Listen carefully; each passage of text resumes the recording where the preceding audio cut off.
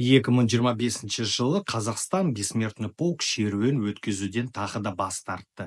Бұл жай ғана үзіліс емес, бұл ұстаным, бұл еліміздің саналы егемен шешімі. Біз бұл шараға қатысудан бас тартамыз, себебі ол бүгінде жадымызға құрмет білдіретін іс-шарадан гөрі жат идеологияның құралына айналып отыр. Қазірде Георгий лентасы жеңістің нышаны емес, ол зорлық, зомбылықтың, басқашылықтың және бұрынғы кеңестікті саяси өткенге тарту әрекеттерін таңбасына айналды. Ал Қазақстан мүлде басқа жолмен келе жатыр.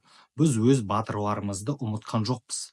Керісінше, оларды өз тілімізде, өз рәміздерімізбен, өз жолымызбен еске аламыз. Батырларға тағзым жобасы көгілдір лента, ұлттық өрнек, міне біздің жадырымыздың нағыз көрінісі. Жады бұл бізге тиесілі рухани кеңістік.